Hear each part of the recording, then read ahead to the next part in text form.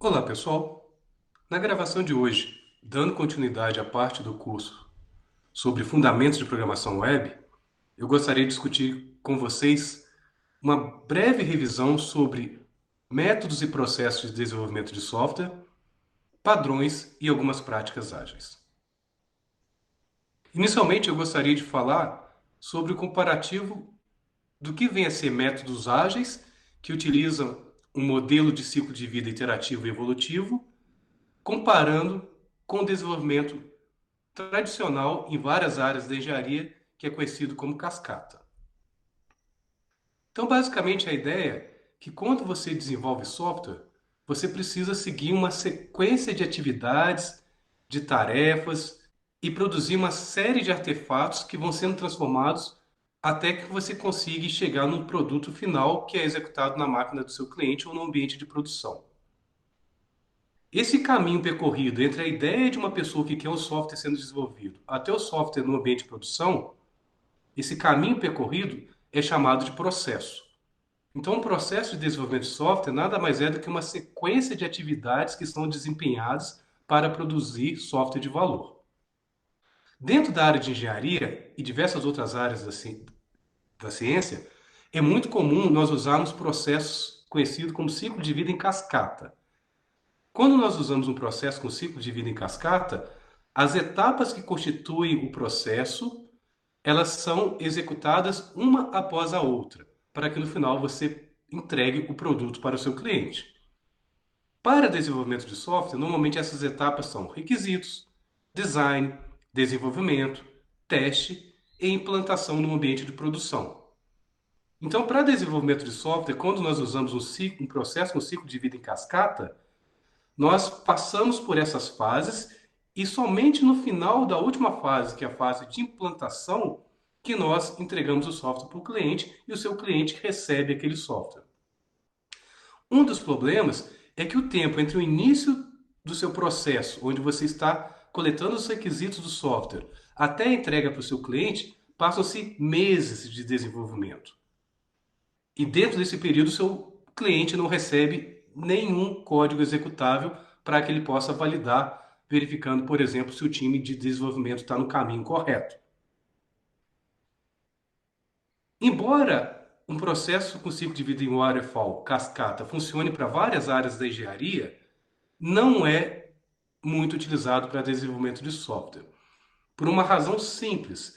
Software é uma abstração. Software é algo intangível. Software não é físico. Software é a materialização de uma ideia de um stakeholder acerca de um produto que vai resolver o seu problema de negócio. Nesse sentido, uma característica que não muda em software é requisitos vão mudar o tempo todo. Então, alguma ideia inicial que o cliente tem acerca do software, ela provavelmente, no decorrer do ciclo de desenvolvimento, ela vai ser alterada, ela vai ser adaptada. Por quê? Porque o cliente está imaginando algo intangível. Ele não tem um produto palpável, físico, para ele poder usar como referência para aquilo que está sendo desenvolvido. Isso faz com que os requisitos sejam voláteis, eles sejam alterados o tempo todo no decorrer do ciclo de vida. E isso não vai ao encontro do modelo de ciclo de vida em cascata, porque no ciclo de vida em cascata, no início do projeto, nós capturamos 100% dos requisitos. Depois que nós capturamos todos os requisitos, nós projetamos as soluções de software para esses requisitos. Na hora que nós terminamos o design, nós desenvolvemos o software, codificamos. Ou seja, as etapas são sequenciais. Mas, conforme eu disse, se os requisitos mudam o tempo todo, teoricamente eu teria que voltar para essa fase de requisitos o tempo todo. Mas isso não é característica do processo em cascata. O processo em cascata funciona muito bem quando vocês já sabem, os requisitos já são muito bem definidos no início do seu projeto e o grau de variação desses requisitos é muito pequeno. Para esses casos, um processo em cascata funciona, mas esses casos são exceções. Já um processo de desenvolvimento ou um método de desenvolvimento de software baseado em princípios ágeis não utiliza o ciclo de vida em cascata. Utiliza o que a gente chama de ciclo de vida de desenvolvimento iterativo e incremental. Qual que é a ideia? que o seu produto de software ele vai sendo produzido ao longo de diversas iterações que se repetem ao longo do tempo. E dentro dessas iterações, vocês têm todas as fases comuns para desenvolvimento de software: requisitos, design, desenvolvimento, teste, implantação e assim sucessivamente. Então a ideia é que eu tenho várias iterações, que são períodos de tempo curtas, e em cada uma dessas iterações eu passo por todas essas atividades, todas as disciplinas de desenvolvimento de software. Então, por exemplo, na primeira iteração, que está sendo ilustrado aqui, eu capturo requisitos, a minha equipe projeta uma solução em software, implementa esse software e testa e entrega para o cliente a partir do processo de implantação. Entretanto, como é uma fase curta, a iteração é um time box curto, o seu cliente no final de uma iteração, ele vai ter um código, um produto funcional, porém pequeno ainda. E esse ciclo de iterações que se repetem ao longo do tempo continua por toda a duração do meu projeto. Então, quando eu terminei a primeira iteração, eu entro na segunda iteração e, de novo, passo por todas as disciplinas workflows para desenvolvimento de software. Capturo requisitos para a segunda iteração, projeto uma solução em software, implemento a solução em software, testo, faço a implantação no ambiente de produção e entrego para o meu cliente. Então, observe que o seu software vai evoluindo, ele vai ficando maior ao longo dessas iterações de desenvolvimento de software.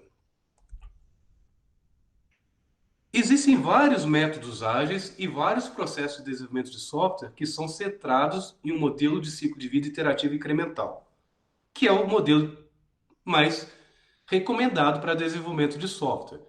Porque qual que é uma das grandes vantagens? Quando eu termino uma interação e entrego o software para o cliente, eu tenho um ponto de inspeção que o cliente pode verificar se realmente o meu projeto está indo no caminho que ele deseja ou se eu tenho alguma alteração naquilo que foi entregue.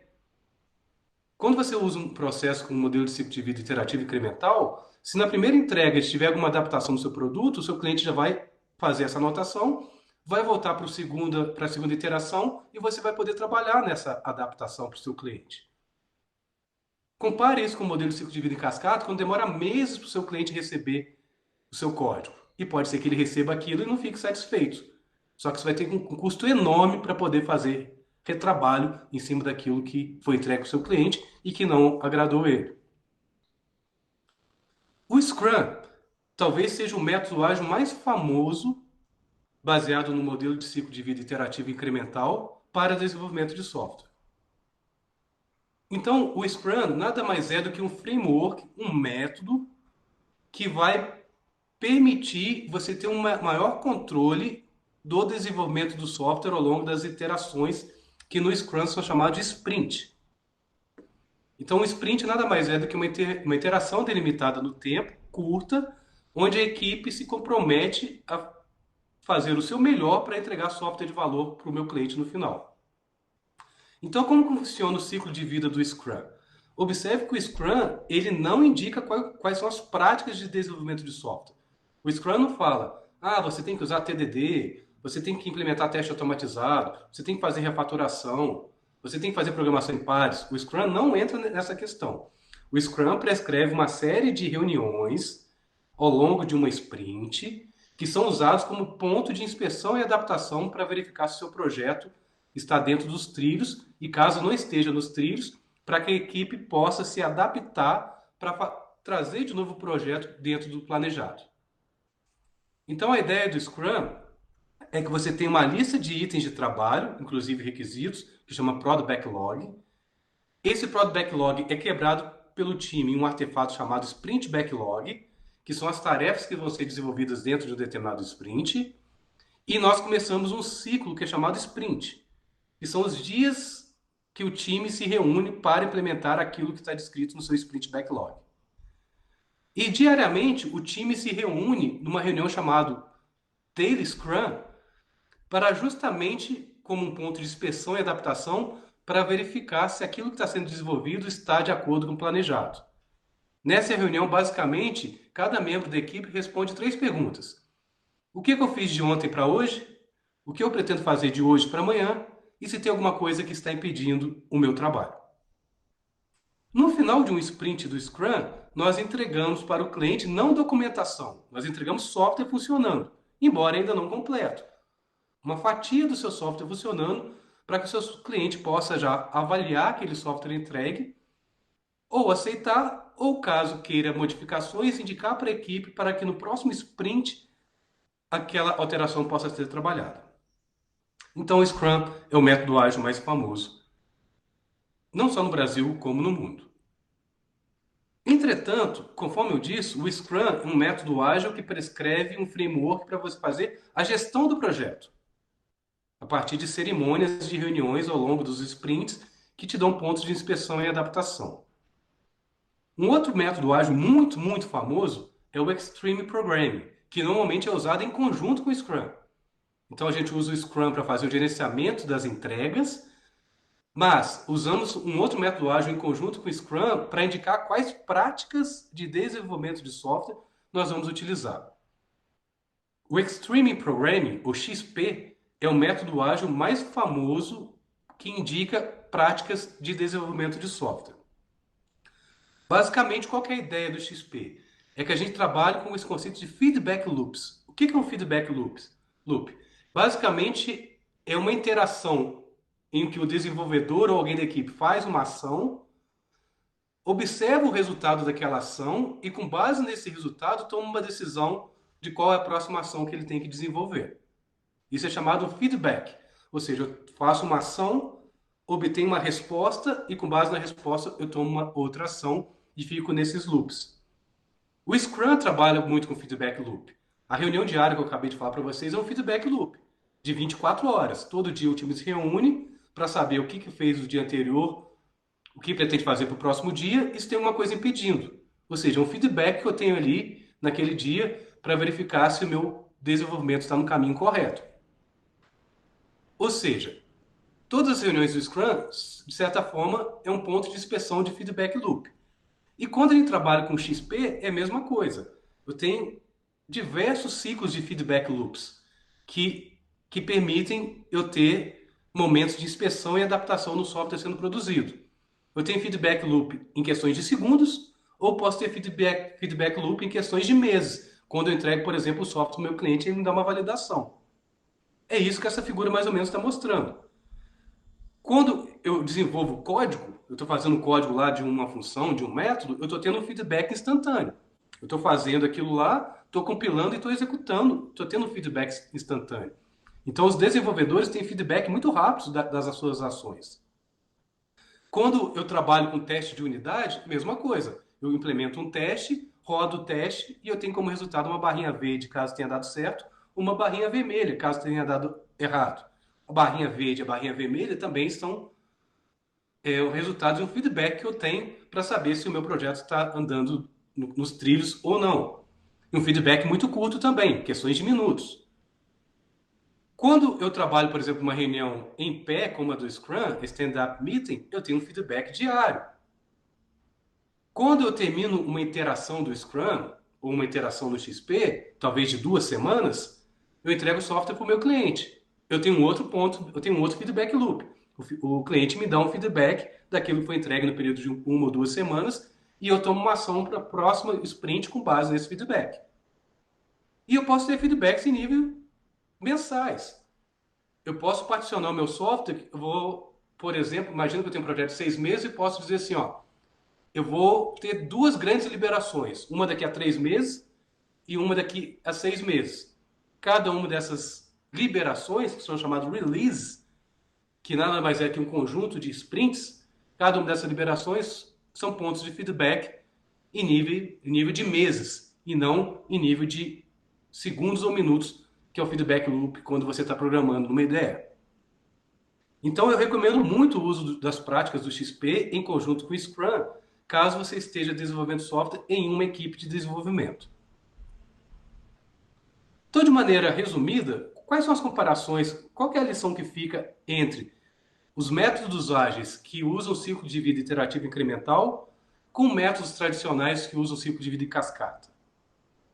Então, os métodos ágeis como Scrum e XP, eles trabalham a partir de uma série de iterações no tempo, chamados sprints, e cada uma dessas iterações são constituídas das disciplinas necessárias para o desenvolvimento de software.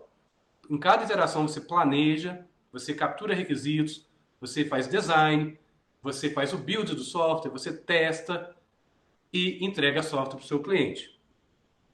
Isso é diferente de métodos ágeis, de métodos em cascata, com ciclo de vida em cascata, onde você faz os workflows, as disciplinas de desenvolvimento de software, mas elas são longas no tempo, de forma que o software entregue para o seu cliente só é feito a partir da última etapa, da última disciplina de desenvolvimento de software, que normalmente é o deployment.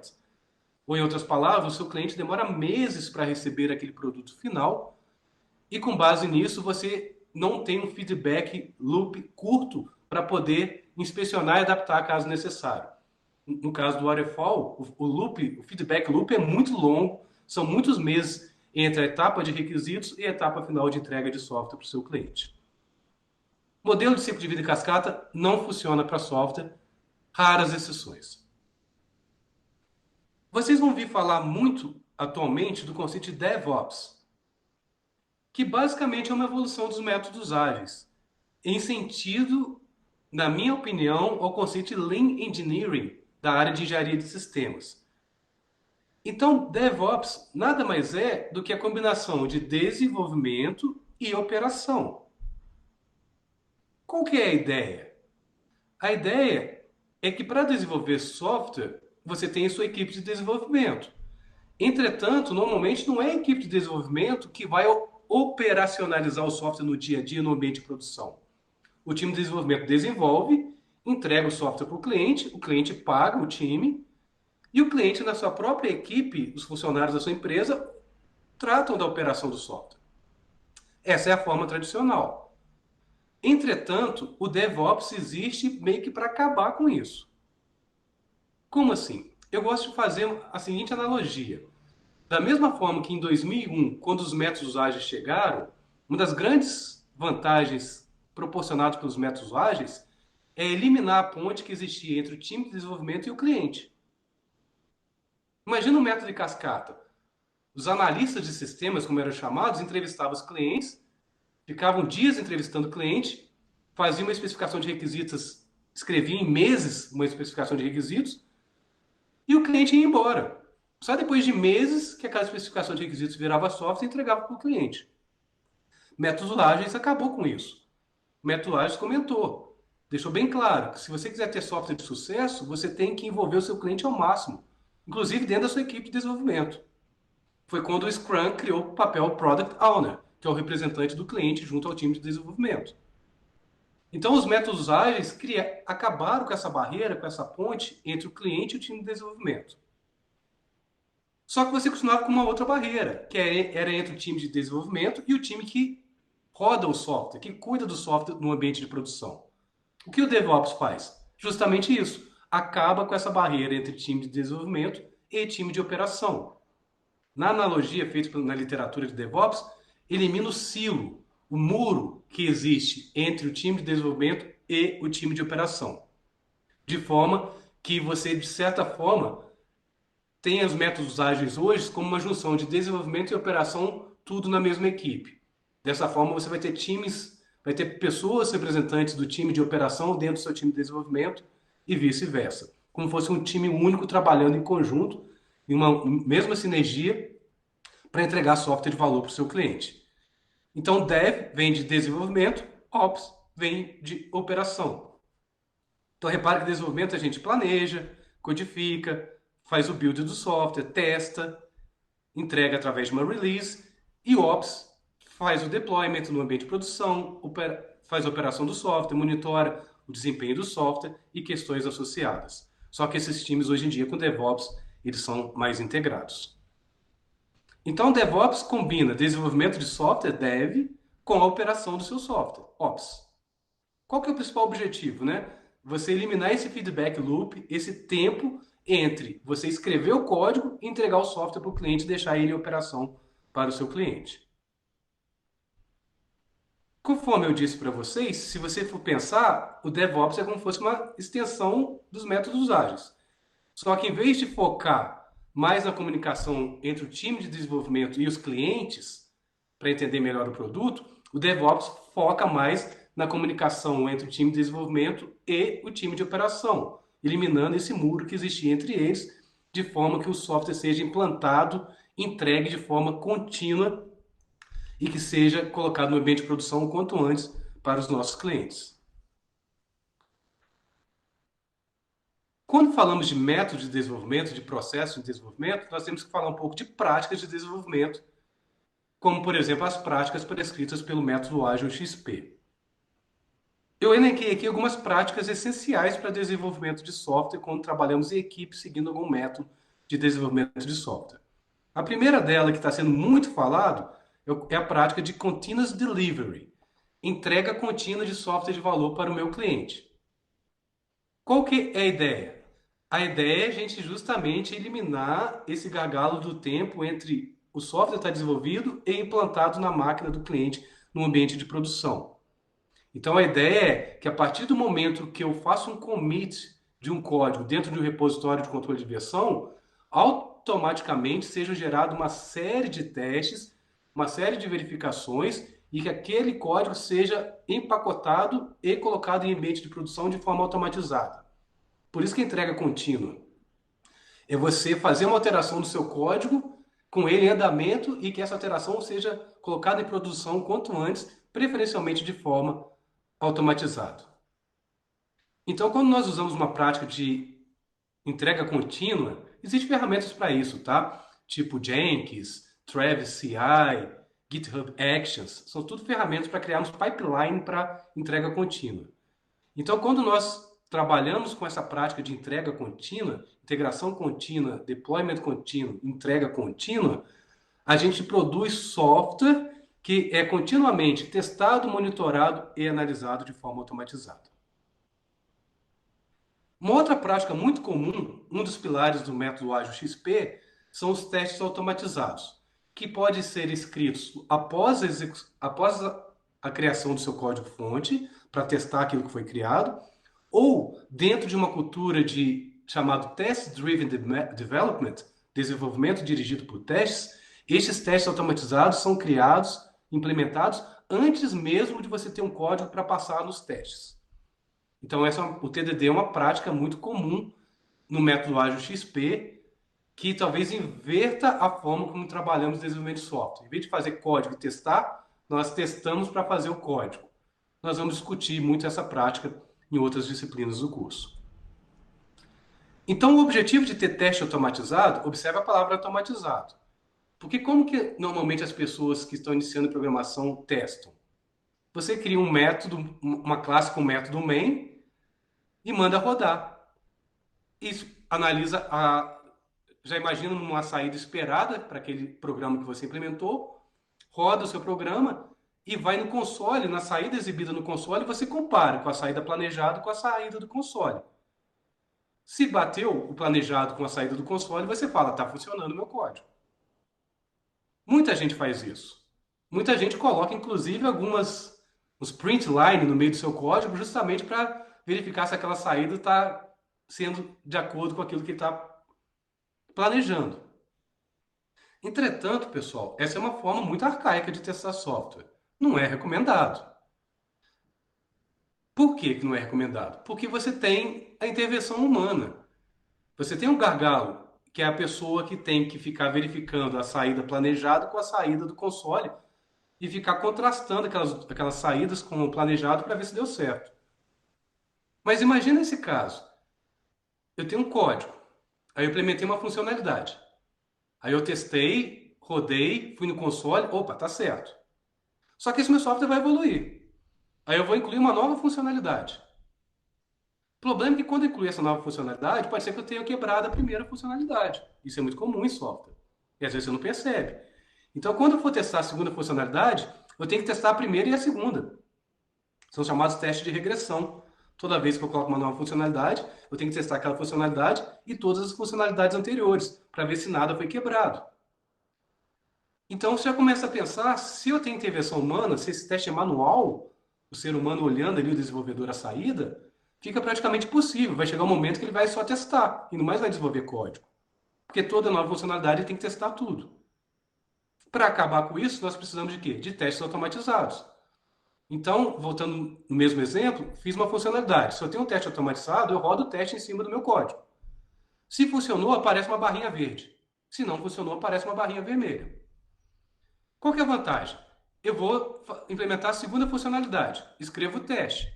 Quando eu vou rodar, o teste automatizado roda o teste criado para a primeira funcionalidade e o teste para a segunda funcionalidade. Tudo automatizado.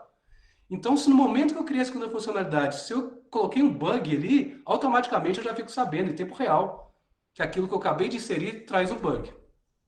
Quando o teste é manual, você precisa de muito tempo para poder identificar isso. Então, não é mais recomendado hoje em dia nós temos testes manuais. Alguns testes ainda têm que ser manuais, não tem como. Mas testes de unidade, que são aqueles desenvolvidos pelos desenvolvedores e não testadores, esses têm que ser automatizados.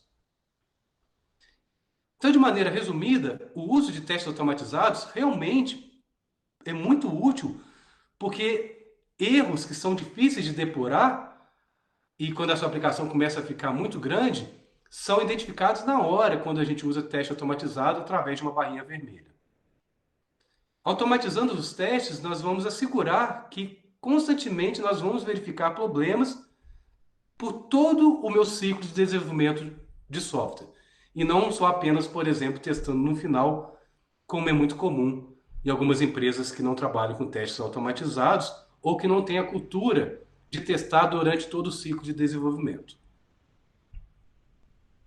Uma outra prática essencial para desenvolvedores de software, em especial também para desenvolvedores web, é a prática de controle de versão, que está dentro da área de engenharia de software de gestão de configuração. Então, se você for trabalhar em equipe, ninguém trabalha em equipe sem ter, por debaixo dos panos, um sistema de controle de versão para auxiliar nas várias versões do seu código que você vai trabalhar. Isso é necessário, essa prática de controle de versão é necessária, porque nós temos que lembrar que várias pessoas de uma equipe de desenvolvimento de software vão trabalhar em cima da mesma base de código. Você pode ser um back-end developer, ou você pode ser um arquiteto de software, ou pode ser um DBA, vocês vão estar trabalhando desenvolvendo o mesmo software. E o XP tem até uma prática legal que é propriedade coletiva de código, que não tem essa questão, esse código é meu. Não, o código é da equipe. Então qualquer pessoa tem liberdade de mexer no código lá, desde que passe pelos testes automatizados, desde que não acrescente nenhum bug. Então, para várias pessoas trabalharem na mesma base de código, às vezes na mesma classe, na mesma função, só tendo um sistema de controle de versão para poder auxiliar os desenvolvedores para evitar os conflitos. Dessa forma, nós usamos o sistema de controle de versão para trabalhar de forma colaborativa em desenvolvimento de software. A dica que eu deixo para vocês é, mesmo que vocês estejam trabalhando sozinhos, acostume a colocar um sistema de controle de versão auxiliando vocês, para que dessa forma, na medida que você estiver desenvolvendo, você inclusive não perca versões anteriores. Se você tem uma cultura de trabalhar com o sistema de controle de versão e fazer commits pequenos em pouco período de tempo, mesmo que você faça alguma coisa errada, é muito fácil fazer o rollback, desfazer aquelas alterações e voltar para uma versão anterior. Quantos de vocês já não devem ter passado por aquele problema de estar implementando um algoritmo, começou a mexer lá, incluir muito código, aí chegou lá no final, você se arrependeu e deu errado. Aí fica difícil até desfazer, porque você não tem um sistema de controle de versão, você não lembra exatamente toda a parte que você mudou no código. Quando você tem um sistema de controle de versão, você está protegido. Existem vários sistemas de controle de versão usados ao longo dos anos, né? Hoje em dia, disparado, o mais famoso é o Git, ou Git, se você preferir, que é um sistema de controle de versão distribuído criado pelo Linus Torvalds, que é a pessoa que desenvolveu o kernel do Linux. Então, o Git é um sistema de controle de versão que permite você trabalhar colaborativo na mesma base do código através do conceito de histórico de versões do seu código, que é chamado também de controle de versão. Observe que o Git é um software. O GitHub é um website que hospeda repositórios criados com o Git. Teoricamente, eu posso trabalhar com Git sem precisar do GitHub, ou do Bitbucket, ou do GitLab, que são outros websites, digamos assim, aplicações web, que dão suporte para o trabalho com o sistema de controle de versões em Git. Mas você pode trabalhar em linha de comando, se você quiser, sem problema nenhum, ou pode, inclusive, dentro da sua intranet, da sua rede interna, configurar um servidor Git e ficar fazendo push ou pull a partir desse servidor dentro da sua intranet, ficando totalmente desacoplado de Bitbucket, GitLab ou GitHub. É possível. Quando formos trabalhar com desenvolvimento de software, uma prática muito importante é a parte de documentação. Não só documentação técnica do próprio desenvolvimento do software, como documentação para o usuário. Se no seu contrato o software sendo entregue para o seu cliente precisar de documentação para o usuário, é bem provável que na sua equipe de desenvolvimento de software você vai ter uma pessoa, um escritor técnico. Vai contratar uma pessoa que às vezes nem é formada em computação, mas vai ficar só responsável para criar o manual do usuário. E também, muito importante, nós geramos documentação do próprio software para os desenvolvedores que forem dar manutenção. Porque o software evolui. E durante a evolução, às vezes os desenvolvedores responsáveis pela evolução não são os mesmos desenvolvedores que criaram o software. As pessoas mudam de emprego. Então, se uma pessoa vai evoluir um software, um desenvolvedor que foi criado por terceiros, ele precisa de uma documentação. Então, muitas empresas são rígidas na produção de documentação do software, tendo em vista que essa documentação é útil caso você vá evoluir o software no futuro. Essa documentação pode ser textual, pode ser diagramas UML, pode ser esquemas, scripts de banco de dados, ou seja, qualquer documentação, páginas web, qualquer documentação que você vai armazenar que vai ser usado como base para a produção de novos códigos, novos requisitos, implementação de novos requisitos na medida que o software for evoluindo. Também gostaria de falar um pouco do trabalho em equipe e os times com alta performance. Porque, mais uma vez, vocês vão ser desenvolvedores web, seja front-end, seja full stack ou seja back-end. Mas provavelmente vocês não vão trabalhar sozinhos. Vocês vão trabalhar numa equipe de desenvolvimento de software seguindo algum processo ou método de desenvolvimento de software. Então, o trabalho em equipe é algo que vocês têm que praticar. E estando na universidade, teoricamente é mais fácil, porque vocês podem criar suas equipes para desenvolver os trabalhos práticos das disciplinas. É uma forma de já começar a treinar a trabalhar em equipe. Isso é importante também, porque lembrando que nós que somos da computação, às vezes nós carregamos conosco aquela ideia errada que as pessoas têm da gente de que somos pessoas antissociais, que colocamos o fone de ouvido, ficamos isolados no cantinho, que não conversamos com as pessoas, que não interagimos. Esse, infelizmente, é uma característica que parte da sociedade tem, imagina, acerca de profissionais de TI. Mas o que eu posso dizer para vocês é, isso não acontece em equipes de desenvolvimento de software. Trabalho em equipe é crucial para desenvolvimento de software com qualidade. Então, essa imagem que a sociedade tem, às vezes, da pessoa da TI, é uma imagem equivocada quando nós trabalhamos com desenvolvimento de software. Na prática, você vai trabalhar não isolado, você vai trabalhar em equipe para desenvolver o software que vai agradar o seu cliente. E quando você trabalha em equipe, você precisa de um processo ou um método justamente para ter uma diretriz para a equipe de como deve ser trabalhado dentro do ciclo de vida de desenvolvimento de software.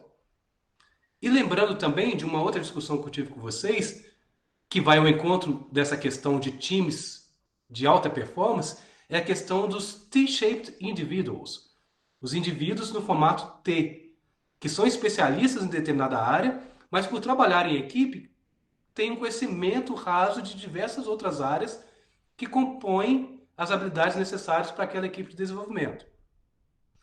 Nada impede numa equipe ágil com indivíduos T-shaped que um DBA possa contribuir com uma tarefa que não seja associada com o banco de dados. Que um back-end developer possa fazer uma página HTML ou que possa fazer uma folha de estilo CSS.